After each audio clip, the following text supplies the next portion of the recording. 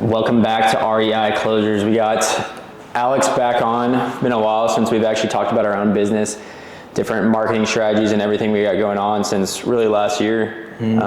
So we're going to break down everything in our business currently, how we've scaled, to more of the different marketing strategies we're doing now, stuff we started out with, the pros and cons of each, everywhere from door knocking, cold calling, texting and SMS, PPC, so Google Ads, and then joint venture deals, Dispo, all these different avenues that bring deals into our business. That's our main 5 to 6 marketing strategies right there. And we're gonna give you a quick pros and cons of each and how we've leveraged our whole team to scale this up as well. I think the last thing to touch on would really be like the transaction coordinator and the systems after post-close, right? Which I can add that on right here, so TC. But I guess getting started, since the last time we were on here, door knocking, we talk about that all the time. It's still our biggest deals. And I think, what is our average wholesale fee for a door knock deal? I don't know what it is off the top of my head. I'd have to look, but this year it seems like it's about 40. It's crazy. 40,000. Yeah, because I think, and that comes down to one, being able to close properly and being effective at negotiation, but it's also just being there face to face and having that real rapport with a homeowner that you're not typically going to get, I feel like, if it's a cold call or a... You can get it on a cold call, but it's always helpful to, they trust you a lot more. If they're going to sell their house at a deep discount, go through a tough situation, they're going to trust someone a lot more face to face than they are over the phone. They have no idea what you look like. Right. So when we first started, diving deep into door knocking for this first part, so when I first started, I was just knocking pre-foreclosures. I was going through like a bulk site, had no idea really what I was doing. A lot of these were added from the county site, and they're put on this bulk list that's probably 5-6 days after it's actually on the county site. So first few deals happened that way. It was great. I helped use someone else to help me close my deals, and it was some big wholesale deals. But then really systematizing it now, we have a few guys on our team that actively knock every time a new list is added, where we're using software that is the moment it's added to the county site, it's being put into our email, our team's on it, and we're either knocking it that day or the next day. And we're texting, calling them immediately too. Right. So I guess within hours. So the process now is one, quick to the homeowner data. So that's we're using PropBot, but we the data gets put directly into our email for whatever county that we're looking for. That can be built out for any county. But what is that? Because you're more hands-on, especially with like Peter and the guys on our team. What does that look like when the new list is added? Yeah, so it'll get added to a county website if it's Dallas, Tarrant, wherever you are in the United States. We use PropBot, so it'll extract that data using whatever computer system it's using. Gets sent to our email, and then our assistant will take that data, put it through Deal Machine to get phone numbers or True People Search, however we're doing skip tracing. Gets put into our CRM, so we text, call, and then knock as quickly as we can. So we're hitting them pretty quick. Right, so from list and email, skip trace, that gets put straight into our CRM to text. So those are getting contacted pretty quickly. So we can get hit with those quick reach outs to people that maybe haven't been contacted yet. And then from there, we're removing, I think one thing we don't hit on a ton too, but we usually remove, like, if we're door knocking, houses that got purchased in the last year. So there's 2022 and on. Yeah, 2022 and on. So no equity, and these are foreclosures, so we know they have a mortgage, right? It's probably not going to be a deal if they bought it in the last year and a half. And then if they're a landlord, right? So we'll text and call those. We'll text those, yeah. If it's a vacant house, if it's a rental house, corporately owned. And those all mention it on Deal Machine? Yep. Okay, so it'll pop up rent or absentee owner, so we're not going to door knock those. We want to maximize our time if we're door knocking. We don't want to spend time knocking ones that are on the market, right? They're listed for sale. A landlord owns it, so it's just a renter we're going to talk to. Or if they bought it in the last year and a half, that cuts out, like, I don't know what the numbers would be, but a good amount of houses that you just drove hours to go see that you're like, well, I didn't even need to go talk to this homeowner. Looking for the big high equity in the 2018 to 2021 purchase with low interest rate. Those are going to be the sub 2 deals, and then obviously the ones they've owned forever, the high equity, biggest wholesale deals that we're seeing those $40,000 assignment fees on. So door knocking, really getting the data quick from PropBot, using Deal Machine, getting skip tracing data, as well as if it's on the market or maybe a landlord running that through. And then I like straightaway, so taking a picture. You don't have to use straightaway, but it's optimizing the route when you're driving around. So for door knocking, instead of just knocking 50 houses, that might take forever, right? I might have 25 in this area. I take a picture of the list, and it's super cool. It just optimizes the route, so I know exactly how long it's going to take me to drive around and hit those. And then you can also leave notes on it, do some other features. think it's like $9 a month for that. If you don't want, I always just use MapsQuest the old way. Yeah. MapsQuest route planner, free. so you just type it in. Yeah, you can upload a list, and then what I do is try to make like a C. So if I start up north, drive around to the east, then to the south and back up, and I can just move Right, them and just around. add them in. So go to mapsquest.com, add each house in, and then you can kind of You can make draw your own route essentially. Okay, so yeah, that's pretty good too. It is nice. I like straight away simply by taking a picture of it. But yeah, MapsQuest is a free tool as well. You can even do that in Google Maps, I think. Yeah, I think you can as well. So door knocking system. So really all of that, and then the last thing is just coming down to being able to present the options correctly. I mean, that's the biggest thing. Anyone can go door knock. It's a low barrier to entry, but like, are you actually giving yourself the best odds on the door? So many people don't know how to communicate, build rapport, talk to someone on the door, overcome the first initial objections. Yeah, almost hardly anyone gets past that first objection. Right. I'm not interested, shut the door. Yeah, or I got to figure it out, or I'm talking with my lender. All those are expected. Like, you should expect those things to happen. And so it's being able to overcome those objections, present the options to them, because 90% of the time they don't want to sell their house. Yeah. So presenting those options, putting it down a funnel of here's how I can actually help you to get the foreclosure stopped. If none of those are feasible, here's what we need to do to sell it. And that's another process that we can, dive deeper into. But if they don't answer, then what are we doing? Leaving a note on the door? Anything Or underneath specific? the car windshield wiper, in the garage, wherever you can leave a note. What do you usually put on your notes? Sometimes I'll write something long out, saw a notice on the house, whatever. Sometimes I'll just put call me. Sometimes I'll just put a phone number, nothing on it. Just switch it up. Just depends where you're at. Yeah, I like the vague phone number, and this is maybe comes with knowing what you're presenting to, but like, some people may not even be comfortable getting started. Like, I don't even want to talk to them. You can literally just leave a note on the door. If you do that over and over, you're not even spending as much time too. You're maybe just limiting that rapport that you could have had on it. But yeah, I just put call me, my name, phone number. That way I want them to be curious and call me so I can handle the conversation. At that point, I'm like, hey, we got some notices in the area. I live close by. We help some people in a similar situation. Are you familiar with your options? And I'll walk them through that. But yeah, so that goes down to now data, optimizing the route, being able to present the right options, and then leaving a note on every door. And then the last part I'd say is just follow up. So having Absolutely. a CRM, what do we do for follow up? We have drip campaigns, so we'll text them, and then 3 days later we'll text them, or 2 days later, and just keeps going all the way up to the auction date. Most people, they make a decision right at the start or right at the very end. So you're either going to get them right when it gets released, or you're going to get them a week before the auction. And the only way to stay in touch with them is have a good drip campaign. Set tasks, follow up, call them, do whatever you got to do. And how do you use a drip campaign? What does that even mean for those that aren't familiar with So that? if we have a CRM, so we have this whole interface that we're using to call, text. We have our automation. So a drip campaign is, we'll drop all these leads into an automation. It'll text them. 3 days later, 2 days later, whatever you set it at, it's going to text them again, text them again, text them again, text them again, however many times, and that's a drip campaign. Just automatic follow-up. You don't have to sit there and text them yourself every time. Right. And then you can engage with that as it hits up. We even have ones for certain objections they give us. So if they say this, I'm putting them in this text campaign. If they say this, and it's general follow-up, I'm putting them here. But we've created that over the last 2 years and really optimized it to where anyone else in our community too, we can just copy and paste those automations into their CRM and really have these up and running to where you don't have to recreate or reinvent the wheel. So You that's don't even huge. have to retext, really. You just move it to something else. It's going to text them for them. Exactly. So it's like, the hot leads, the ones that are getting followed up with, and it just keeps getting reminded to whereas that one person that only contacted them one time, think about, we texted them, we called them, we door knocked it, we left a note on the door, and we followed up every few days, your odds just skyrocket. There's a reason we get deals over and over and over again on foreclosure. So that's door knocking. So that's the first one, all the systems involved, high level. The next thing is just the cold calling, and that kind of comes along with the texting too. But right here, and I think Peter for foreclosures is really what most of our cold calling is. We've kind of eliminated, we did the whole VA thing, hitting the bulk list. I personally don't like to. If you can find a killer VA and you find one that's a home run, then that's good. As far as marketing purposes and cold calling, have kind of kept away from the VA. I'd rather have someone that's, can communicate with an American and build that rapport. But Peter Knox, so for calling. Who's Peter? He's handling our acquisitions for pre-foreclosures. So something that we used to do full hands-on as we built out the team, he mainly handles foreclosures. So door knocking, to go back to that first part, it's about 1 in every 105 doors he knocks right now, he's getting a contract for foreclosures.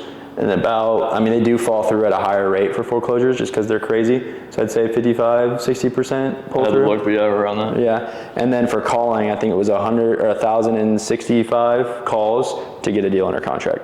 So it puts in perspective how many times you actually have to be contacting these people. And Peter's also better at negotiating and closing than 90% of people. So for someone that's brand new, that might be double the numbers, right? Or maybe even 3 times. So tracking those KPIs, cold calling, we love the foreclosure list for that. Obviously there's additional marketing strategies we're going to show you guys that we get into for other things, but that's all through the CRM. So the cold calling is lists getting added, and these are also coming from PropBot or from what other data sources do we use for? It's PropBot. Yeah, we use that, but for I guess other data if it's not foreclosures. Oh, I mean, we're using kind skip tracing, deal machine. Okay. Yeah. So yeah, pulling a list, stacking it, and you can be adding that in there for other stuff. So for texting, we have now, ventured more into the land stuff for texting as well. So trying to wholesale lots to builders or landowners that are just looking to buy and hold. What does that system look like right now for texting? So right now we're using the same CRM, switching over to smarter contacts. So we're sending out mass texts, about 2,500 a day. Infill lots, large acreage, whatever it is, it's all vacant. So just making them quick offers. You don't have to look at repairs for a house, anything like that. It's just, we know we can buy it at, we know we can sell it at, or build a house on, whatever it is, quick. Right, and it's all running through the same CRM. Smarter Contacts is just more increasing the deliverability and having these not have to get carrier blocked or have someone else manage that. So those lists though, what are we typically looking at when it could be houses too. You can do any texting. We're focusing a little bit on land for the SMS, but what niche list are we hitting? For land? Yeah. We go by zip code. We're looking for it, whether it be tax delinquent, people that just haven't paid taxes on it.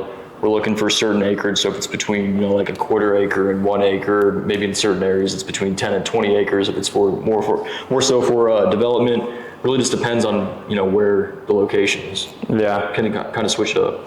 I think that it's been a fun, new thing to figure out, and we're obviously a little bit new more for the land stuff, but texting generally high equity, so making sure they have, enough so that you can even wholesale it. They've owned it for X amount of years. You could even add in tax delinquent, things like that. And then it's really just a numbers game, being able to blast those out, have high deliverability rate, and then at that point it's anyone that says no is dropping into a longer follow-up bucket. Anyone that has yes, we're just immediately calling them, building rapport and seeing what number we can negotiate at to get it under contract, and it should just be over and over and over again, just a numbers game. So that's texting. That could be done houses, land, anything. PPC though, so this is one thing I think a lot of people talk about, look at, and I'll get at the end, we'll go into the pros and cons of each of these, kind of breaking down the systems for this right now, but PPC just means pay per click. So Google Ads, we're paying per, a certain amount per month. Anytime someone clicks, that hits our monthly spend budget and the lead comes in. So what does this look like? How long have we been running this for? Started April 24, so coming up on a year now. What does it look like? So we have a website. I don't really know how all the back end works. We have an agency that runs it for us, but all the leads come into our CRM. So it sends us an email, sends us a text. Sometimes people call in. They'll fill out a form that has their information, repairs on the house, when they bought it, all this stuff. So we have a little bit of heads up of who we're calling, whatnot. And it's just a warm lead. It's someone that's looking to sell their house fast. So someone that's searched on Google, it could be a variety of things, right? This is what all Google AdWords does, but sell my house fast, property buyers in Texas, cash buyers, whatever. So now it's people that are actually reaching out to sell my house quickly, ideally, right? It's not someone that just came across your text, or we did Facebook for a little bit, but those are more, they're scrolling. They can be really good leads, but sometimes it's get a cash offer, so they're clicking on it. These people, for pay per click for Google, are actually searching, sell my house now. Yep, and a lot of them are houses that, we're talking about doing pre-foreclosures. A lot of them are pre-foreclosures. So they're headed there, but it hasn't been on the county website. Yeah, they're proactively trying to sell it. They could be maybe coming up behind on payments. Sometimes they just inherited it. The house is in rough shape. They need to move ASAP. So we pay $7,500 a month for this ad spend. So it's obviously something that is a lot more expensive. We do not recommend this for anyone getting started. You got to have all of your systems dialed in for closing, knowing how to go use every exit strategy, right? How to wholesale, novate, use subject to, seller finance, taking advantage of all these leads that come in, and then really being able to dispo too. If you can't find buyers, this is the last thing people should pay for if they're getting started or don't have all their systems dialed in, and have a runway knowing like, hey, this is expensive. We got to have a good return on our ad spend here. So once we had all that done, it was like, I mean, a year and a half, 2 years in before we really started paying for that. And it's still like, it's a little bit of a, a battle, because two of them we purchased as a rental property because they were killer deals, so you don't get the ad spend back on that. One's a huge flip, and then the rest are wholesales, So it's managing that, but basically, hot lead, it comes in, one in every, I think we're still on 1 in 15-ish. 1 in 15 to 18 leads that come in, we're closing. So Jackson, another person on our team, is typically handling these PPC leads. So being very good on the phones. The key is targeting them or calling them within the first 60 seconds. These people just looked up sell my house fast or cash buyer. The moment that gets a text on our phone that they fill out a form or they are calling in, we're on top of it within 30 seconds. So before they can go contact the next person on Google or get a call from another investor, we're on the phone with them, figuring out their situation. And ideally, I mean, these can be, I've closed a deal in 12 minutes sometimes from the moment they pop up, right? Other times they're more just hoping someone can buy their house for the full price. You're gonna have good and bad leads, but yeah, generally we're looking at like 1 in 15-ish that we're closing that come in, and we pay, so we're probably getting 55 leads. It's about 50, 50 to 55 leads a month. So ideally 3 to 4 contracts a month, and pull-through rate's a little higher on that compared to foreclosures, because again, they're inquiring. So at that point, it's just having the rest of the systems dialed in to get that thing across the finish line, and get the cash conversion cycle, meaning the moment you get it under contract and when you get paid, as short as possible. But yeah, great strategy for experienced people that have all their systems in place, and really tracking those. So the last thing is JV deals. So this is a huge tool for everyone because it doesn't cost anything. So we love joint venturing with everyone in our community. So this Facebook groups, our school community, other wholesalers, finding buyers for them. So this could be us closing the deal for new investors, or maybe they got a deal under contract and they just don't want to handle the dispo part. So we're just finding the buyer for them for a split of the profit. I'd say our first year, when I was getting started, I was just door knocking, cold calling, and closing other people's deals. Because I think a lot of people don't realize you just connect with other people and make relationships.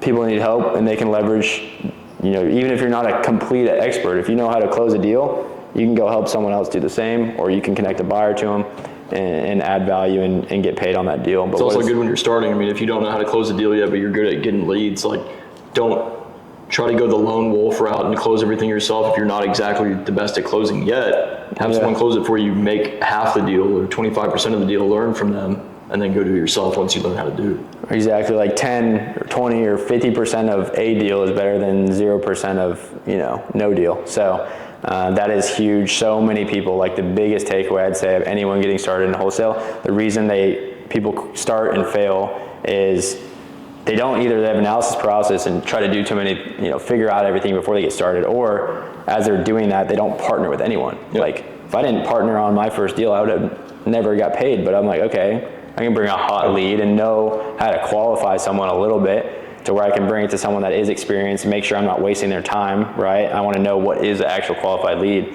At that point though, you can just do that for your first few deals or however much you want, until we still have people that bring us deals over and over and over again just because they know we have a higher percentage opportunity of closing that deal.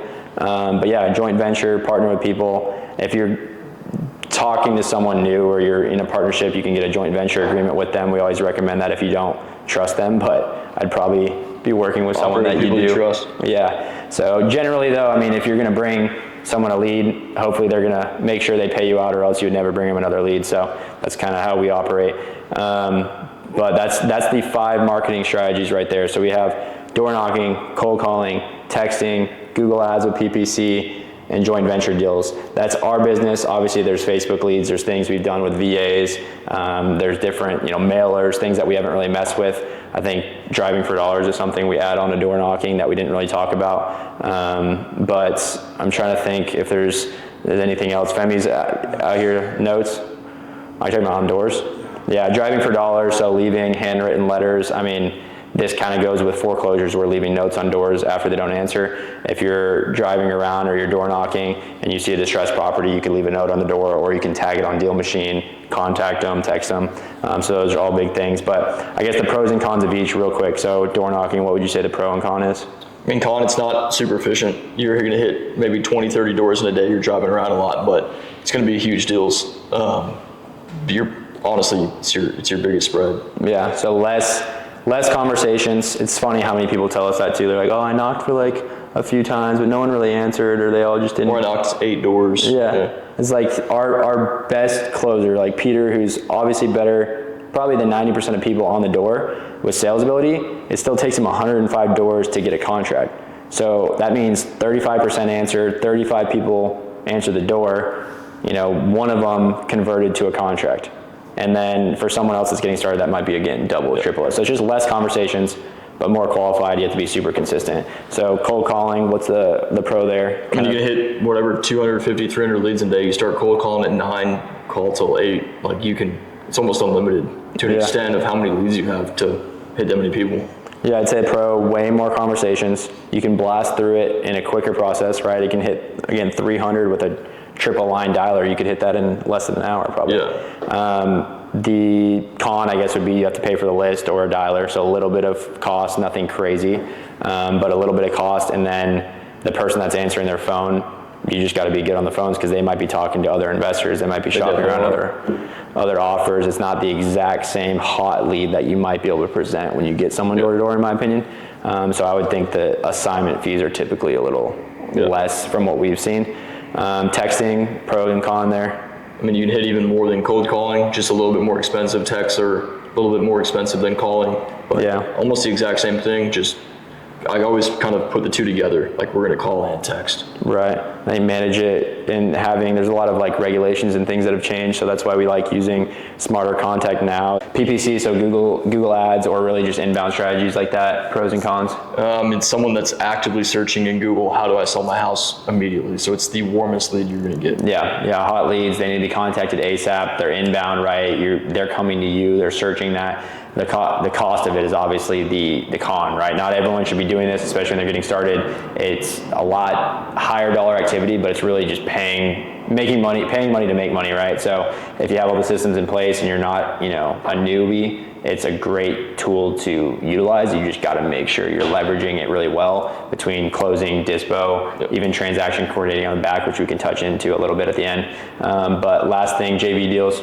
Cons, I would say, just got to filter through them. Sometimes we'll get leads that's just a house someone found on Zillow, which isn't really helpful, or they pulled it off a wholesaler website, whatever it may be. But other than that, I mean, JVs, it's free. You're helping people close either their first deal, maybe their second, third, whatever it is. It's cool to see that. So yeah, and same if you're new, right? It's a huge advantage. The pros, like, you don't have to know everything, and you can take action. Like, that's the biggest thing right now is, how do I figure out all this stuff? I don't know how to do the contracts. I don't know who to talk to. Dude, just go take action. If you have, you know how to qualify a lead, right? Don't waste someone's time, because that's our con, is like someone that just sent us a lead that's on the market. They haven't even talked to the homeowner, and they're just saying, can you call this person? That's a waste of time. Like, see if they have interest, see if they have motivation. You can leverage someone else to get the deal closed, and then same thing for us. It doesn't cost anything. It's just our time and being able to get that deal closed and split the profits. So JV deals are awesome. I mean, it can be leveraged on both sides a ton. And then I think the last thing we didn't really hit on is transaction coordinating. So as you scale, as you start to get too many things on your plate, to be able to continue to market and get new deals under contract, we bring on a transaction coordinator that handles all of our deals. So we close it. She's handling the email back and forth to the seller, communicating with the buyers to the title company, making sure payoffs are ordered, getting everything needed on the back end to get it pushed across the finish line so that, we can all get paid. And she gets paid when we get paid. Yep. So it can be a very low cost, depending on, how you're implementing it. If you're using a big company, or if you find someone just to handle that communication for you, pay them when the deal closes. So transaction coordinating can be huge. It's a value that takes a ton off your plate and is a win-win for them. So last thing right there, but door knocking, cold calling, texting. We use PPC, JV deals, transaction coordinator, a lot of things that you start to implement as you scale, and different people we put in place on our team to handle each of these so that we can really work as a full functioning operation and not just a one-man team. So that's how it starts out though, and then you start adding these pieces in as you go. And different strategies that we haven't even talked about too that we don't really use, like mailers people have success with, leaving notes on doors for driving for dollars, plenty of different marketing strategies, Facebook leads, SEO, different things like that. But yeah, if you guys are looking to use any of the things that we talk about, right, if you want to see the different software that we mentioned in this, the CRMs, or a breakdown of how we do other deals, you can hit the links below in the podcast, or if you're on YouTube, it should be in there as well. Make sure to follow us on Instagram. I'm benjensen.rei. We have the free school community in there, a wholesale real estate group, and then REI Closers for those that are looking to do it hands-on. So anything else, shoot us a message and find us on social media.